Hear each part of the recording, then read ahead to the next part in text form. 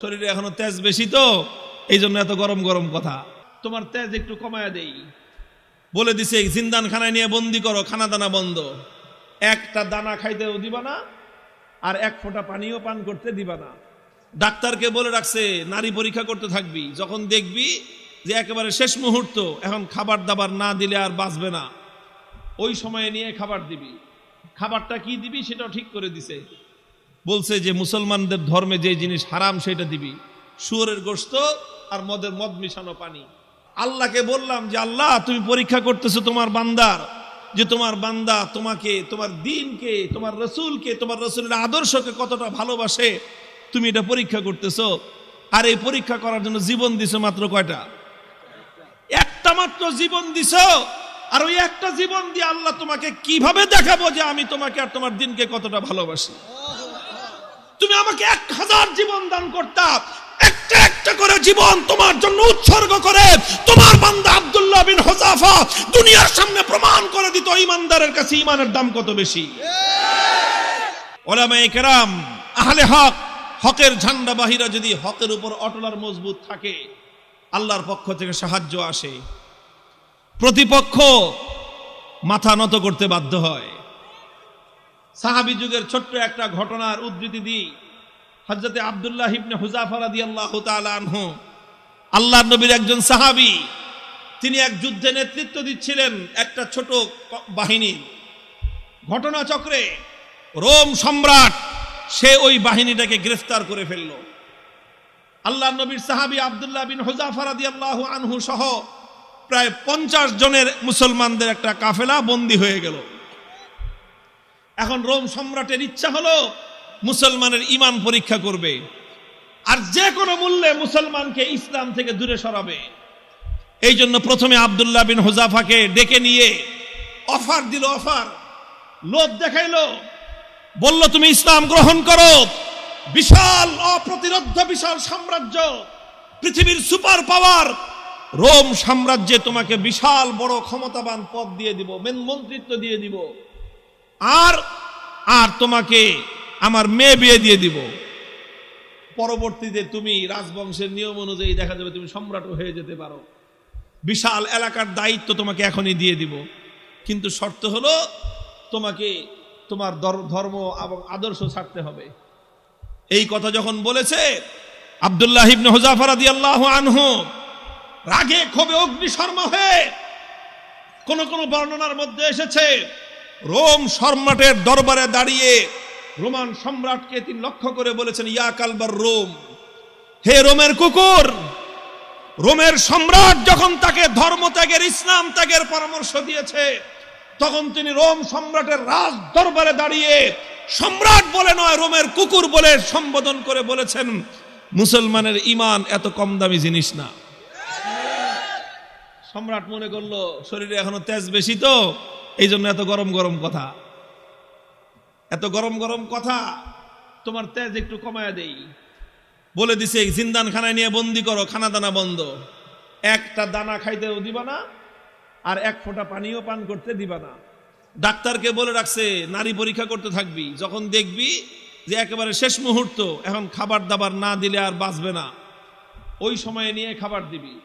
খাবারটা কি দিবি সেটাও ঠিক করে দিছে, বলছে যে মুসলমানদের ধর্মে যে জিনিস হারাম সেটা দিবি, শুয়োরের গোশত আর মদ মিশানো পানি।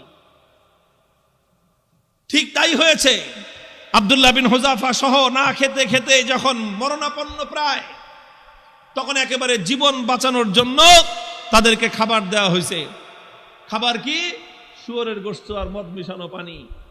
আব্দুল্লাহ বিন হুযাফা রাদিয়াল্লাহু আনহু চিন্তা করলেন, শরীয়তের মাসলা অনুযায়ী এই পরিবেশে জীবন বাঁচানোর জন্য সামান্য পরিমাণ শুয়োরের গোশত খাওয়া জায়েজ, জীবন বাঁচানোর জন্য। এটা তো আছে, ইল্লা ফামানিস্তুররা ফি মাখমাসাতিন গায়রা মুতাজানিফিল লিইসমিন ফাইন্নাল্লাহা গফুরুর রহিম। একজন মানুষ যদি এমন হয়ে যায় যে কোনো হালাল খাদ্য নাই, হারাম খাদ্য ছাড়া হালাল কোনো খাদ্য নাই, এখন না খেলে জীবন বাঁচবে না, সেই সময়ে জীবন বাঁচানোর জন্য সামান্য পরিমাণ হারাম খাদ্য গ্রহণ করা কি, এটা হলো মাসলা। কিন্তু উনি চিন্তা করলেন এখন তো শুধু হালাল হারামের প্রশ্ন না, এখন প্রশ্ন হলো মুসলমানের ঈমানের আত্মমর্যাদা বোধের প্রশ্ন। আজকে যদি আমি হারাম খাবার খাই তাহলে রোম সম্রাট বলবে দেখছি মুসলমানের ইমানের শক্তি কত দূর। এই সময় মাসলা ভিন্ন। এরকম পরিস্থিতি যদি কারো হয় তাহলে মাসলা ভিন্ন। খাবার খাওয়া হালাল জীবন বাঁচানোর জন্য, এটা যেরকম মাসলা, আর কেউ যদি হারাম খাবার না খেয়ে মৃত্যুকে আলিঙ্গন করে নেয় তাহলে সেই মৃত্যু হলো আফজালুস শাহাদা, সর্বশ্রেষ্ঠ শহীদি মরণ। আব্দুল্লাহ বিন হুযাফা চিন্তা করলেন এখন মাসলা দুইটা আছে, একটা হলো ফাঁকফোকরের রাস্তা, আমি এখন হারাম খেয়ে জীবন বাঁচাতে পারি, আর একটা মাসলা কি, আমি যদি আমার জীবনকে উৎসর্গ করে দেই আমার একজনের জীবন যাবে কিন্তু কিয়ামত পর্যন্তের জন্য রোম সম্রাটের দরবারে ইসলামের ঝান্ডা সমুন্নত হয়ে যাবে। সম্রাট বলবে যে মুসলমানের ইমান বাপরে বাপ, জীবন যেতে পারে কিন্তু মুসলমান ইসলামের গৌরব ভুলুণ্ঠিত হতে দেয় না। তিনি খান নাই, লাথি মারছেন একটা, এক লাথিতে সমস্ত শুয়োরের গোশত আর মদের পাত্রগুলো ভেঙ্গে চূর্ণ বিচূর্ণ হয়ে গেছে। এখন সম্রাট ডাক্তারের কয় কিরে তুই না কইলি জীবন বলে বাঁচবে না, তেজ দিকে এখন অত। ডাক্তার কয় আমাদের ডাক্তারি মতে তো এত তেজ থাকার কথা না, এটা তো ডাক্তারি মতের তেজ না, এটা তো ইমানি তেজ। এই তেজ এটা শরীরের তেজ না, এটা রুহের তেজ। এটা শরীরের শক্তি নয়, এটা আত্মার শক্তি। যে ইমানদার আল্লাহর ইমান, আল্লাহর উপর আস্থা এবং ভরসাকে দুনিয়াদারদের সামনে মাথা উঁচু করে দাঁড় করাবার চেষ্টা করে, আল্লাহ পাক তার আত্মার মধ্যে অফুরন্ত শক্তি দান করেন। আব্দুল্লাহ বিন হুযাফা যখন এটা করলেন, এবার রোম সম্রাট বলে যে দুইবার খেললাম, দোনো খেলায় হারছি। দুইবার হলো না, প্রথমবার লোভ দিছে, জিতছে না হারছে। দ্বিতীয়বার খাওয়ান দাওয়ান বন্ধ করে টাইট দিছে, জিতছে না হারছে। এবার কয় ফাইনাল খেলা, খেলা হবে। কি খেলা? ফাইনাল খেলা হবে কার সাথে?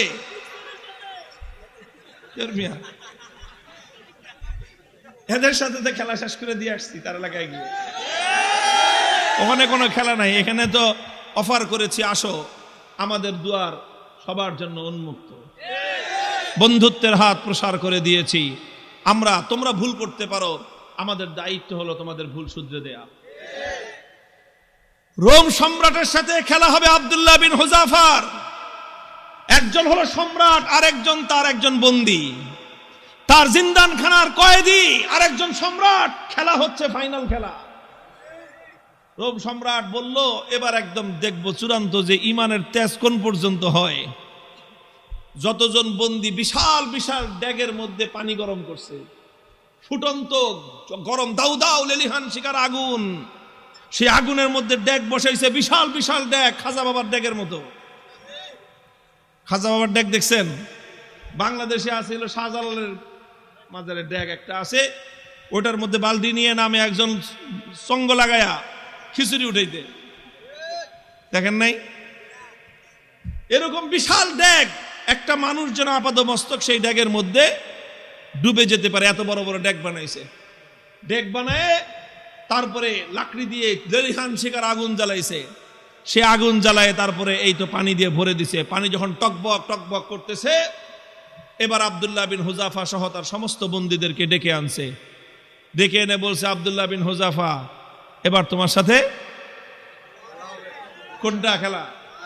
ফাইনাল। তোমাকে সর্বশেষ সুযোগ দিচ্ছি, তুমি দুইবার আমাকে ডিনাই করেছো, আমাকে অপমান করেছো, এবার লাস্ট সুযোগ তোমার জন্য।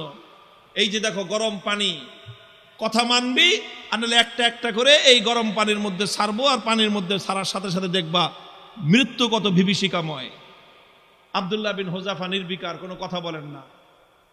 সম্রাট বলছে জল্লাদকে ওর সামনে থেকে তার একজন সঙ্গীকে নিয়ে তার চোখের সামনে গরম পানিতে ছেড়ে দাও। ঠিকই আব্দুল্লাহ বিন হুযাফা রাদিয়াল্লাহু তাআলা আনহু একজন সাথীকে নিয়ে গরম পানির মধ্যে ছেড়ে দেওয়া হলো। মুহূর্তের মধ্যে বিভৎসভাবে তার মৃত্যু হলো, তিনি শাহাদাত বরণ করলেন। চোখে তাকায়া দেখলেন কিচ্ছু, কোনো কথা নাই। এবার বলল যে এবার ওরে ধরে নিয়ে যাও। আব্দুল্লাহ বিন হুযাফা রাদিয়াল্লাহু তাআলা আনহুকে এবার ধরে নিয়ে যাওয়া শুরু করলো। বাদশা খেয়াল করতেছে যে মনোভাবটা কি চেঞ্জ হয় কিনা, একটু অন্তত ভয় পায় কিনা। একটু ভয় পাইলেও মনে করবে যে যাক কোন রকম মর্যাদাটা রক্ষা পাইছে, ফাইনাল খেলা ড্র ঘোষণা করে দেওয়ার একটা ধান্দা খুঁজতেছে। যখন আব্দুল্লাহ বিন হুযাফাকে নিয়ে যাওয়া হচ্ছে, ইতিহাসের কিতাবগুলোর মধ্যে লেখা হয় ওনার চোখ দিয়ে দরদর করে পানি পড়তে আরম্ভ করলো। তো বাদশাহ মনে করছে কাম হয়েছে, মনে হয় কাজ হয়েছে, মনে হয় ভয় পাইছে, কেবল ডাক দিছে, এই ফিরে আনো। জিজ্ঞেস করতেছে কি ব্যাপার, ভয় পাইছো? যদি ভয় পেয়ে থাকো সারেন্ডার করো, এখনো তোমার জন্য সে আমার অফার অব্যাহত আছে, তুমি তোমার ধর্ম ছেড়ে আমাদের দলে যোগ দাও, সঙ্গে সঙ্গে আমি তোমাকে রোম সাম্রাজ্যের বিশাল ক্ষমতাবান পদ দিব তোমাকে। আর যদি না মানো তাহলে তোমাকে কিন্তু খালি চোখের পানি দেখে আমি ছাড়বো না, তোমাকে গরম পানির মধ্যে নিক্ষেপ করে নির্মমভাবে তোমাকে হত্যা করব। আব্দুল্লাহ বিন হুযাফা বলেন, কারে তুমি কি মনে করছো এই মৃত্যু দেখে ভয় পেয়েছি? না, তোমার এই মৃত্যুর এই বিভীষিকা দেখে আমি ভয় পাই নাই। তাহলে কান্দো কেন? পরে কান্দি, চোখের আমারে পানি, হে রোম সম্রাট, তোমাকে দেখাবার জন্য নয়, আমার চোখের অশ্রু তো দুনিয়ার কোন মানুষকে দেখাবার জন্য নয়, আমি আমার জীবন সায়ান্নে মৃত্যুর মুখোমুখি দাঁড়িয়ে আমার রব্বুল আলামিনকে দেখানোর জন্য দুফোঁটা তপ্ত অশ্রুর নজরানা তার কদমে পেশ করলাম। আল্লাহকে বললাম যে আল্লাহ, তুমি পরীক্ষা করতেছো তোমার বান্দার, যে তোমার বান্দা তোমাকে, তোমার দ্বীনকে, তোমার রাসূলকে, তোমার রাসূলের আদর্শকে কতটা ভালোবাসে, তুমি এটা পরীক্ষা করতেছো। আর এই পরীক্ষা করার জন্য জীবন দিছো মাত্র কয়টা? একটা মাত্র জীবন দিছো। আর ওই একটা জীবন দিয়ে আল্লাহ তোমাকে কিভাবে দেখাবো যে আমি তোমাকে আর তোমার দ্বীনকে কতটা ভালোবাসি? তুমি আমাকে 1000 জীবন দান করতা, একটা একটা করে জীবন তোমার জন্য উৎসর্গ করে তোমার বান্দা আব্দুল্লাহ বিন হুযাফা দুনিয়ার সামনে প্রমাণ করে দিত ঈমানদারের কাছে ঈমানের দাম কত বেশি। তো এই জন্য কান্দি বেটা, আহাম্মক জানি কথাটা। তুই মনে করছিস যে মুসলমান জীবনের মায়ায় কান্দে? আরে মুসলমান তো বিশ্বাস করে যে যতদিন বেঁচে আছি ততদিন কষ্টে আছি, আল্লাহর জন্য জীবন দিব আর জান্নাতে যাব। কি বলেন? সন্দেহ আছে? আল্লাহর জন্য জীবন দেওয়ার মধ্যে আর জান্নাতের মধ্যখানে কোনো দূরত্ব নাই, কোনো দূরত্ব নাই। তুমি জীবন দিবা আল্লাহর জন্য আর জান্নাতে যাবা। তাহলে ভয় কারে দেখাও মিয়া? আমার কাছে একটা জিনিসই আমার বুঝে আসছে, যে বেটা তোমরা যদি বাতিলের উপর থেকে নমনীয় না হতে পারো, আমি হকের উপর থেকে নমনীয় কোন দুঃখে হব? হযরত ওমরের থিওরি ছিল যে আলাইসা কাতলাহুম ফিন্নার ওয়া কাতলানা ফিল জান্নাহ।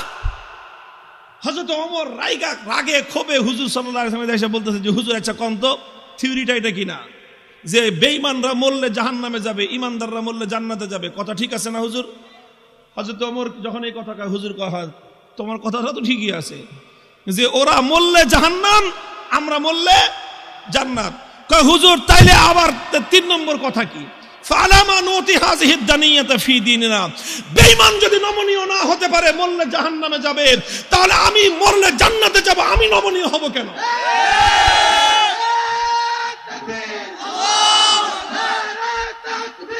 আল্লাহু আকবার। হুশিয়ার সাবধান,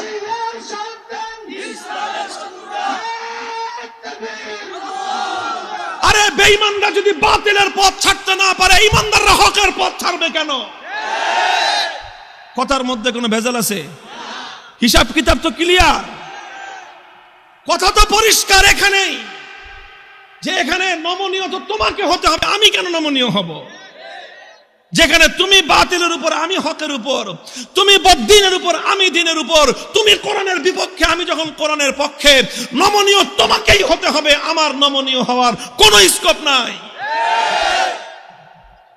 হযরত আব্দুল্লাহ বিন হুযাফা রাদিয়াল্লাহু তাআলা আনহু যখন এই কথা বললেন, সে আরে বেটা জীবন তো একটা আছে দেখে একটা দিতেছি, জীবনে 1000টা থাকলে 1000টা দিয়ে প্রমাণ করতাম যে ইসলাম এবং ঈমানের দাম কত। এই কথা যখন বলছে, তখন বাদশাহ কয় যে এটা তো মানুষ না, মানুষ কি এরকম হয় নাকি? আরে মৃত্যুর মুখোমুখি দাঁড়িয়ে মৃত্যুকে আলিঙ্গন করার জন্য পাগল। কয় জীবন একটা আছে দেখে একটা দিতেছি, 1000টা থাকলে 1000টা দিতাম। এখন তো ওর দিলের মধ্যে ভয় ঢুকে গেছে, আল্লাহ পাক রব্বুল আলামিনের পক্ষ থেকে সাহায্য আর নুসরত আসা শুরু হয়ে গেছে। আল্লাহ পাক বাতিলের অন্তরের মধ্যে ভয় এবং ভীতির সঞ্চার করে দিয়েছেন। এখন বাদশাহ মনে করা শুরু করছে যেটা মানুষ না, এটা অন্য কিছু, এটা অন্য কিছু হবে। এখন ওরে যদি আমি শাস্তি দেই, মারি, তাহলে আমি নির্বংশ হয়ে যাব, এরকম একটা ভয় ওর মনের মধ্যে আসছে। এখন চিন্তা করতেছে, এখন ছাইরা দেমা, ভিক্ষা চাই না, এই অবস্থা হয়েছে। এখন সে রাস্তা খুঁজতেছে যে কেমনে এখন এর থেকে বাইচা আসা যায়। এখন যদি আব্দুল্লাহ বিন হুযাফাকে এমনি মুক্তি দিয়ে দেয়, নিজের মান মর্যাদা যা আছে, প্রেস্টিজ সব বেলুনের মতো ফুটো হয়ে যাবে। এখন বলে যে ঠিক আছে, ঠিক আছে, তোমার কিচ্ছু করা লাগবে না, ইমান ছাড়া লাগবে না, ইসলাম ছাড়া লাগবে না, কোনো কিছু করা লাগবে না, তুমি শুধু একটা কাজ করো, আমার কপালের মধ্যে একটা চুমা দিয়ে দাও, তোমাকে ছেড়ে দিব। আব্দুল্লাহ বিন হুযাফা বলেন, শুধু আমাকে একা ছাড়বা না, আমার 50 জন সাথী সঙ্গী সবাইকে ছাড়বা। কয় না, খালি 50 জন না, তুমি যদি আরো নাম কর, ওগুলি সব ছেড়ে দিবে।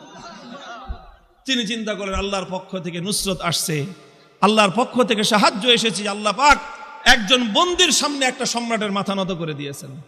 কুদরত কার হাতে? ফাইনাল খেলায় জিতছে কে? কে জিতছে? হযরতে রাসূলের সাহাবী জিতেছেন, সম্রাট পরাভূত হয়ে গেছে। কথা বলেন ঠিক না বেঠিক? তিনি চিন্তা করলেন যে আমার একটা কাজ, এই কাজের দ্বারা তো ইসলামের গৌরব নষ্ট হবে না, আর সঙ্গী সাথীদের জীবন বেঁচে যাবে। ঠিক আছে, তাও ওনার আত্মমর্যাদা এতটা বেশি যে সরাসরি কাফেরের কপালে চুম্বন দিবেন, আত্মমর্যাদায় বেঁধেছে। কাফেরের কপালে নিজের পাঞ্জাবির আস্তিন রাখছেন, আস্তিন দেখে নিজের পাঞ্জাবির হাতের উপর চুম্বন করেছেন। বাদশা কয়, যেমনি হোক সম্মানটা তো বাঁচছে আমার, কোন রকম তো বাঁচছে। আমি খালি বলতে পারুম যে না না না, আমি হারি নাই, হুযাফার সাথে আমার একটা মিউচুয়াল আন্ডারস্ট্যান্ডিং হয়েছে, সেইভাবে কাম হয়েছে। বাস সব বন্দীদেরকে মুক্তি দিয়ে দিয়েছেন।